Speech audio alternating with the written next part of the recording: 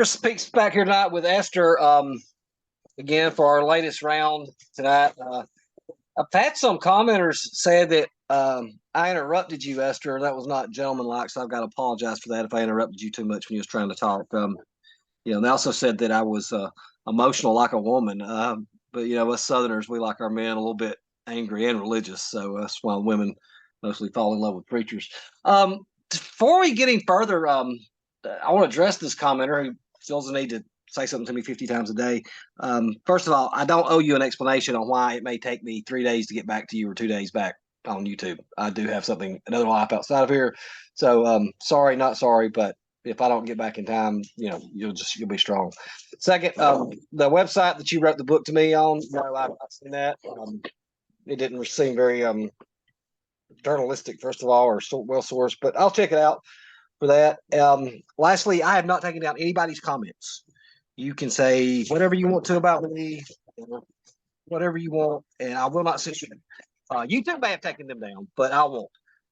Because first I must value your opinion in order to be insulted by you.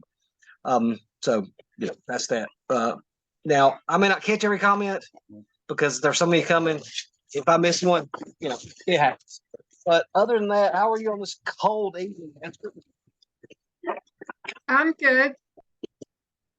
How cold is it up there in New Jersey? It's pretty cold out here. I'm turtle sitting. Oh. Hey. Got 2 dogs. My friend gave me her turtle for the week. Oh, so that must be fun. Yeah. His name's Mr. T. Mr. T. Okay. And he's pretty smart. Are you there?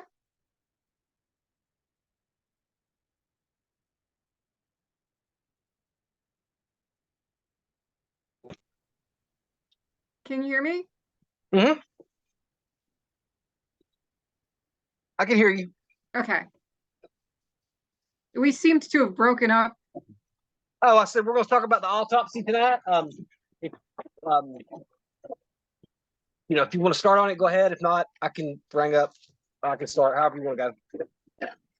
Okay, well, the autopsy revealed that Jean Benet the cause of death was asphyxiation, and that when they peeled her scalp back, they were actually stunned to find an 8.5-inch fracture. The fracture was the length of her entire skull.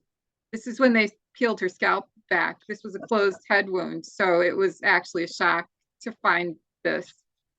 And there were 2 members of law enforcement present, Trip DeMuth and Linz Arendt. And the autopsy was performed by John Meyer. And it was determined that the child had been a victim of sexual assault that night and on previous occasions.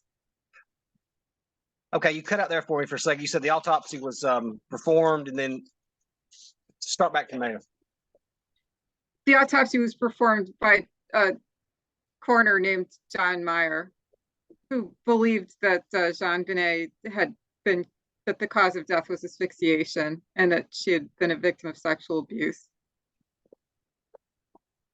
both that night and previously, and that her pubic area had been wiped. They found also dark fibers in her pubic area. The body was found in a pair of oversized underpants and boys' long johns that were too small for her, and a top that was different from the shirt the mother said she put her to bed in. Okay. Is there anything you want to say? No. I was just I didn't know if is that all that you that we wanted to cover that? Well, there has been a fair amount of controversy ongoing about whether or not the little girl was a victim previously of sexual abuse, but a panel of experts said unanimously that she had been. There was only one who said that he couldn't say for sure, but he didn't say it didn't happen. John Meyer never said whether she was sexually assaulted, although someone reported his autopsy reports to show that she had been abused. He said strangulation, cranial trauma, but there was no evidence of habitual rape, although prior sexual assault could not be ruled out. As far as your panel goes, they was picked to look at this from a perspective to find sexual abuse. So what are you going to expect from a pig other than a grunt? They were looking at the autopsy photos and the autopsy reports where they made their ruling from. There was something I'd like to. Oh yeah, and the other guy, I can't think of his name. Oh God. Dr. Booth, is that how you said it? You're referring to JonBenet's pediatrician? His name was Booth. Yes, who said that he's seen no sexual assault prior to that. So I guess it's going to come down to which doctor you believe. If you believe that he's involved in this, then you have to believe there's a conspiracy going on between everybody in the family. And if you believe this doctor's involved in it, then you have to believe this conspiracy is going on with the doctor, everybody in the family, and then it starts going into people in the police department, and there's conspiracy continues to grow and grow all of a sudden. Her pediatrician had no ability to be able to decipher whether or not she had been abused previously because he didn't do an internal exam. Hey! Sorry, I got two dogs going on. I'm sorry, what did you say about the pediatrician? Her pediatrician didn't do an internal exam. He had no qualifications to be able to say whether or not she'd been sexually abused. So this doctor, their pediatrician who she'd been going to, I guess since birth, does not qualify to say if she'd been a victim of sexual abuse? I probably used the wrong term when I said qualified, but he did not do an internal exam and therefore couldn't say. I don't know why he went on national television and said it didn't happen, because he couldn't have known since he didn't look. Okay, I see what you're saying by an internal exam. Now, so since you brought up the fibers again, there was also, you left out, there's red and blue fibers that was never matched to anybody in the house. So now what we would have, since you bring up the clothes that they were wearing, so what would have to happen now is they would have to have their same clothes on, commit this act, put on different clothes, move the body, and then put the other clothes back on in order for fibers to be there. We left out the unknown male DNA that was there. But I don't want to rehash that because we've done all that before. But let's talk about the Garrett for a moment. A Garrett was found around her neck. I don't want to rehash everything we've touched on that before. But first of all, that should be your first clue that something's arise here. Okay, nobody has duct tape and rope just laying around their house. And I very seriously doubt the Ramseys did either. I bet none of our viewers have duct tape and rope laying around. The duct tape was never found. The rope was never found. You said it could have been flushed down the toilet. I don't know how one that of stuff's Patsy's sisters went into the house and walked out with a bunch of stuff in hefty bags. So what you're saying is that Patsy bashes her in the head and then walks around the house and finds duct tape and rope just randomly laying around. Lots of people have packing tape and cord in their houses. Oh, really? So you're suggesting a more plausible explanation is that the intruder brought duct tape that would be a lot more plausible than cord into the house. You've got Patsy's sister involved in this conspiracy too. It's a fact. Patsy's sister went into the house unescorted and brought stuff out in hefty bags. You're accusing her of doing away with evidence from the crime scene. I'm telling you what happened. She walked out with a bunch of stuff. You don't know what's in that box. In what box? I mean, or in that package that you said she left with. Right. We don't know. Anything could be in there. Anything could be in there, yeah. So you're just going to include her in this. So now you've got, the Ramseys, Burke, John, Patsy, their pediatrician. Now her sister's involved in this conspiracy. The only way you can keep a secret between two people if they're dead, if one of them's dead, okay? Now this conspiracy just continues to grow and grow and grow and grow and grow. It just, All right. Well, there were no footprints in the That's snow this. leading up to their house. Well, there was no snow on there. First of all, quit misleading people. Okay. Well, an intruder broke in and on their pad of paper and with their pen wrote a ransom note advising them to be well rested. We're The intruder was rehashing. concerned Yeah, that this they is would stuff not that be this getting stuff enough is sleep. this is stuff that you're like a dog chasing its tail, just going around in circles. The intruder also fed JonBenet pineapple. Keep bringing this, you keep bringing the same three things up over and over and over. I'm just not going to continue to go over that. That's all I have as far as the autopsy goes. It's up to you to believe which doctor that you want, the panel of experts or pediatrician or the coroner. Well, a panel of experts, including Virginia Rayo, who is a prominent medical examiner who testified in the Terry Periwinkle trial and in other high-profile cases, said that she felt, and the quote is, in her heart, that JonBenet had been a victim of previous sexual abuse. Oh, that's some great evidence there that in her heart. Well, she's a medical examiner and an expert in identifying prior sexual abuse. And there was also we're going by what's in her child heart. abuse expert, a nationally known child abuse expert named John McCann, who said that JonBenet had been sexually abused in the past. Okay. So we have a 6-year-old with an eroded hymen, just to be blunt and say it. And I'm not clear on how you think that it got that way.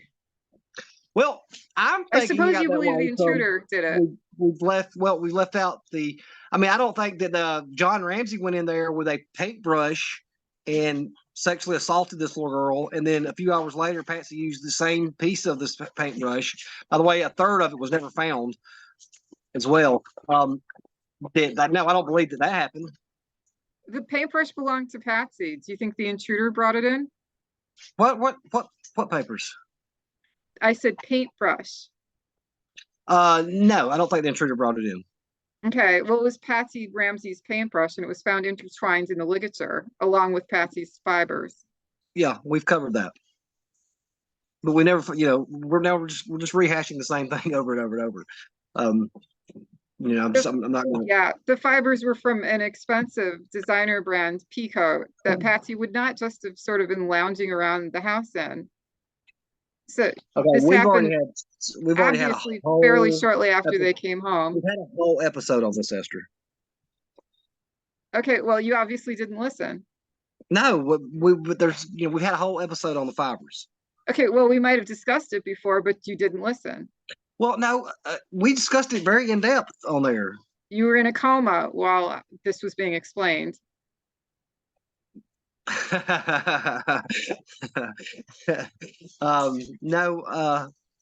we can go back and rewatch it and react to the video if you'd like. The detective who was present at the time the body was brought up from the basement was an experienced sex crimes investigator. She witnessed the autopsy. She believed JonBenet had been a victim of ongoing sexual abuse and that John Ramsey was the perpetrator, and the Boulder Department of Social Services agreed with her. But the Boulder police found no evidence of ongoing sexual abuse, did they? What Boulder police?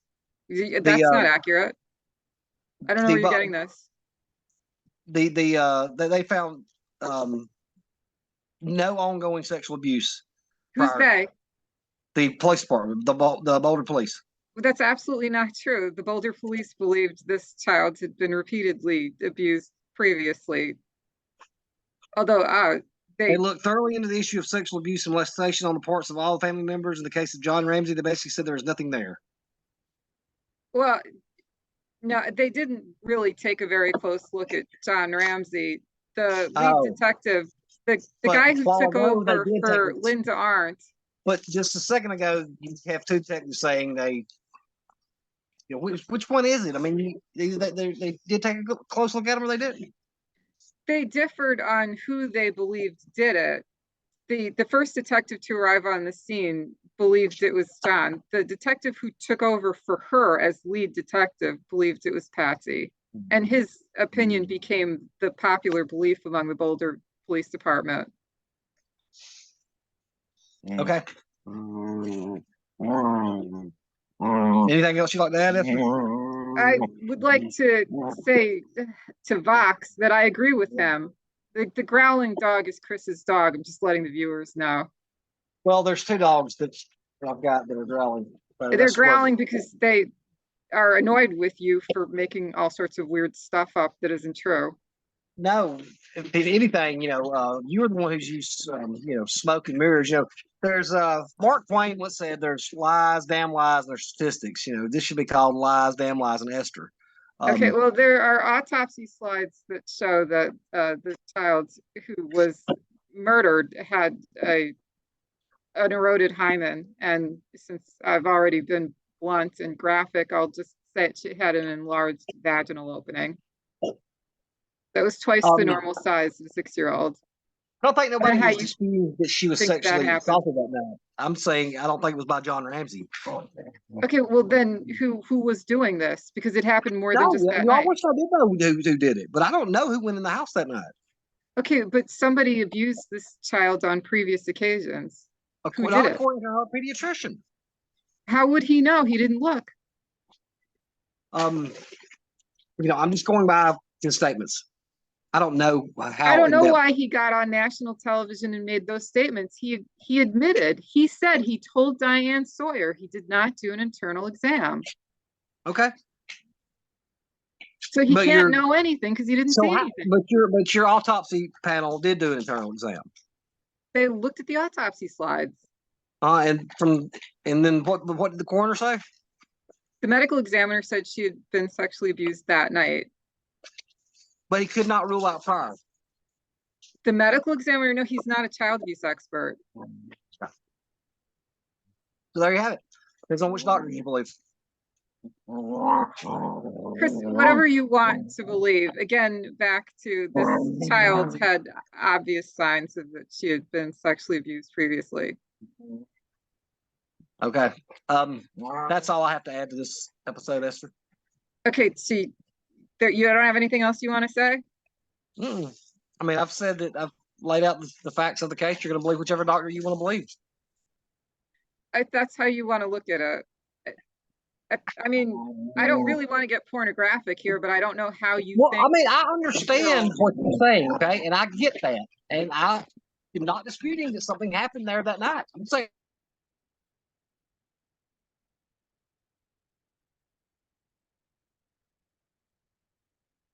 Chris, you're breaking up.